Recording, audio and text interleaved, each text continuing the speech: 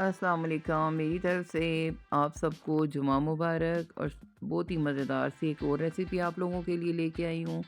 यकीन माने आप यकीन ही नहीं करेंगे कि ये गाजर से मैंने बर्फ़ी बनाई है, और वो भी इतनी मज़ेदार और इतनी यमी सी। तो चलिए इस मज़ेदार सी बर्फ़ी को बनाने का तरीका भी मैं आपको बता देती हूँ।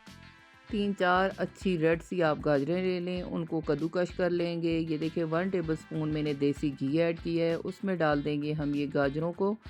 इन गाजरों को अच्छे तरीके से हम पकाएंगे ताकि इनमें जितना पानी वगैरह है वो अच्छे तरीके से पहले वैसे खुश्क हो जाए। फिर इसको दूध वगैरह डाल के हम बनाएंगे। तो 1 गिलास भर के मैंने दूध का ऐड किया है। दरमियानी आंच पे इनको पका लेंगे। अब शुगर ऐड कर देंगे। ये 2 टेबलस्पून मैंने शुगर डाली है, आप अपने टेस्ट के लिहाज से ऐड करें। अच्छे तरीके से इन सब चीज़ों को भी पका लेंगे। 2-3 मैंने ली हैं सब्ज़ इलायची, इनको भी पीस के डाल देंगे।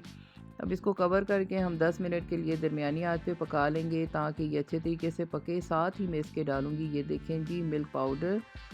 इससे बहुत ही मज़ेदार सा एक टेस्ट आता है। सब चीज़ों को अच्छे तरीके से मिक्स कर लेंगे। देखें दूध भी खुश्क हो गया है और जो है हमारी गाजरें भी गल गई हैं। इनको अच्छे तरीके से चमचे से मैश कर लेंगे। साथ देखें इनका कलर भी कितने मज़े का आ गया है, सारा दूध वगैरह खुश्क हो गया है। अब इसको निकाल के अच्छे तरीके से ठंडा कर लेंगे।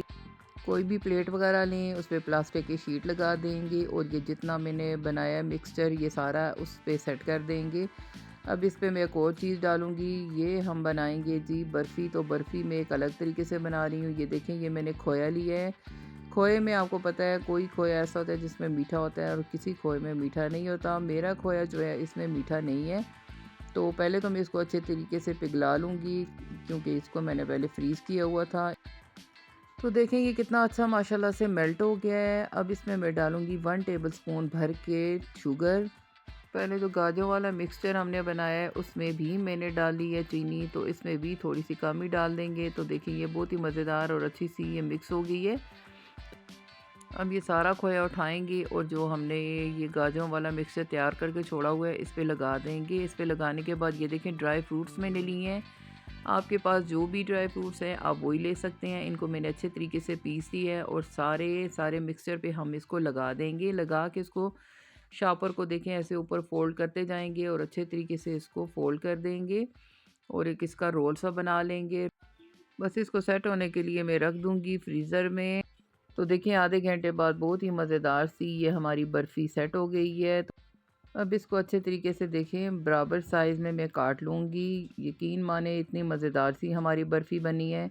मेरी वीडियो अच्छी लगी हो तो मेरी वीडियो को लाइक करें, चैनल पे नए हैं तो चैनल को भी सब्सक्राइब कर दें, बेल आइकन भी ज़रूर प्रेस करें ताकि मैं ऐसी मज़ेदार और आसान सी रेसिपी जब भी अपलोड करूँ तो उसका नोटिफिकेशन सबसे पहले आपको जाए।